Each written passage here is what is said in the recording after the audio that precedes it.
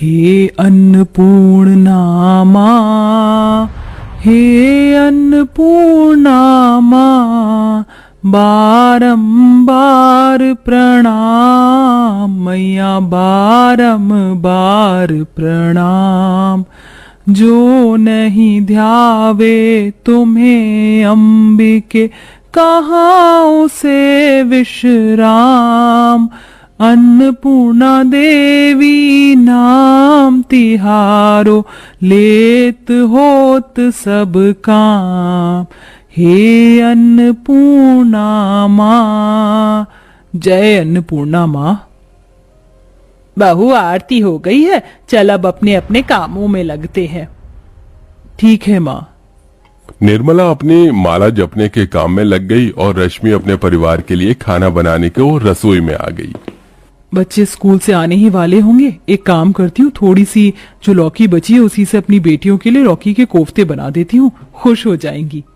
रश्मि लौकी से कोफ्ते बनाने के लिए बैठी, लेकिन अरे नहीं, मैंने जितना सोचा था ये तो उससे भी कम है। अब तो लगता है कि सादी लौकी की सब्जी ही बनानी होगी। जय अन्नपूर्णा माँ, माँ मेरे खाने में बरकत और स्वाद देना। रश्मि ने अन्नपूर्णा माँ का नाम लेते हुए खाना बनाया। उसने कोई खास चीज तो नहीं बनाई थी, सिर्फ सादी सी लौकी की सब्जी थी, लेकिन जैसे ही उसने उसमें जीरे का तड़का लगाया, उसकी सब्जी की खुशबू सारे मोहल्ले में फैल गई। वाह क्या खुशबू आई है। माँ क्या बनाया है, कितनी अच्छी खुशबू आ रही है। अच्छी खुशबू, मैंने तो लौकी की सब्जी बनाई है। वाह माँ, जल्दी से रोटी भी बना दो, अब रुका नहीं जा रहा है। रश्मि अपनी बेटी की बात सुनकर मुस्कुराने लगी। वैसे वो गरीब थी, लेकिन रश्मि के हाथों में इतना ज्यादा स्वाद था कि उसकी सादी सी सब्जी के आगे लोगों की महंगी सब्जियां फीकी पड़ जाती थी। गली मोहल्ले की औरतें उससे रेसिपी वगैरह पूछकर जाया करती, लेकिन किसी का भी खाना रश्मि के जितना स्वादिष्ट नहीं बनता था। अरे अरे रश्मि जी रुकिए। जी हाँ, उस दिन जो मैंने आपसे आलू बैंगन की सब्जी पूछी थी ना, मैंने उसे आपकी रेसिपी से ही बनाया। सच में सभी को वो बहुत अच्छी लगी, लेकिन हाँ, आपके यहाँ मैंने जो खाई थी वो उससे कम अच्छी थी। जी हाँ, सभी यही कहते हैं। बस सब अन्नपूर्णा माता की ही कृपा है जो उन्होंने मेरे अन्न में इतना स्वाद दिया हुआ है। रश्मि कभी भी अपनी तारीफ अकेले नहीं होने देती थी, वो हमेशा अन्नपूर्णा माँ का शुक्रिया अदा करती रहती। ऐसे ही सिलसिला चल रहा था और अब गरीब रश्मि के ऊपर एक परेशानी आ गई थी। अरे राधा, आज स्कूल की जल्दी छुट्टी हो गई है क्या? नहीं। तो तुम दोनों इतनी जल्दी कैसे आ गई? मैम ने हमें भगा दिया माँ, वो बोल रही थी कि पहले फीस लेकर आओ तभी अब वो हमें स्कूल आने देंगी। अच्छा, मेरे पास तो अब फूटी कौड़ी भी नहीं है। ये भी शहर में नया काम ढूंढ रहे हैं तो मैं इनसे भी पैसों को नहीं बोल सकती हूँ। हे अन्नपूर्णा माँ, मेरी मदद कर, मैं अपनी बच्चियों को पढ़ाना चाहती हूँ। रश्मि अपनी बेटियों की बात सुनकर परेशान हो गई। इसे सारी रात इसी फिक्र में नींद तक नहीं आई। हे माँ, मेरी तो रात की नींद भी उड़ गई है। आप ही मेरा सहारा है, मेरी मदद कीजिए। सारी रात उसकी ऐसे ही बेचैनी में कट गई।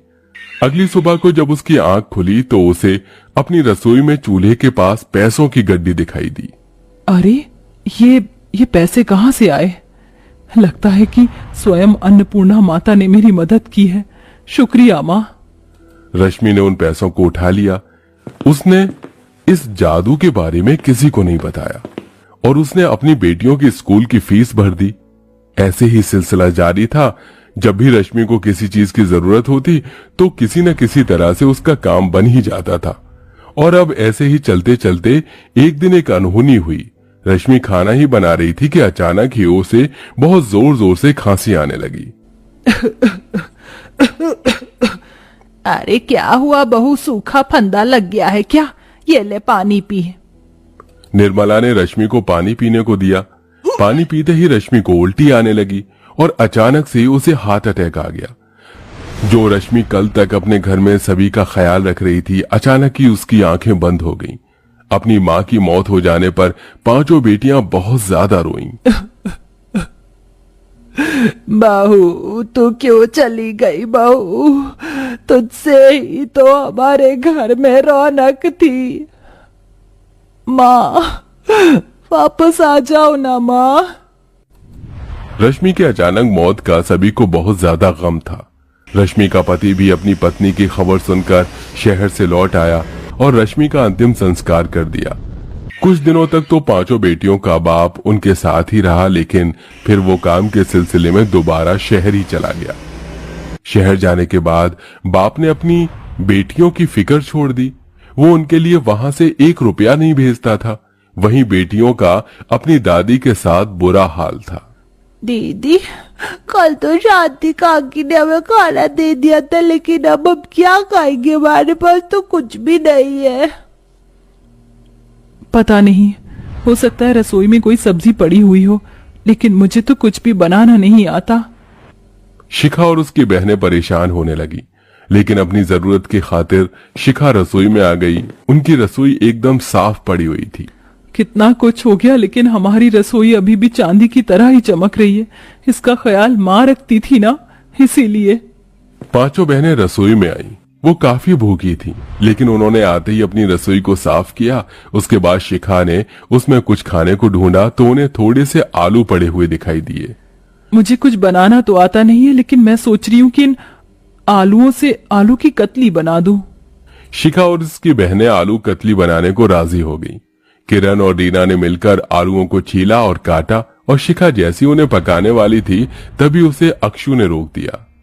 रुक जाओ दीदी, ऐसे खाना मत बनाओ। माँ कहती थी कि खाना बनाने से पहले अन्नपूर्णा माँ का नाम ले लेना चाहिए, तभी उसमें स्वाद आता है। ठीक है, हे अन्नपूर्णा माँ, मेरे अन्न में स्वाद और बरकत देना। शिखा ने ऐसे बोलकर अपनी आंखें बंद की कि तभी वहां पर रखी हुई कढ़ाई में खुद ब खुद ही बहुत ही स्वादिष्ट पनीर की सब्जी आ गई। जब लड़कियों को उसकी खुशबू आई तो उन्होंने आंखें खोली और वो उसे देखकर बहुत ज्यादा हैरान हो गईं। ये सब्जी कहाँ से आ गई? लगता है अन्नपूर्णा माँ हमारी माँ के कर्मों से खुश थी, इसीलिए उन्होंने हमारी मदद की है।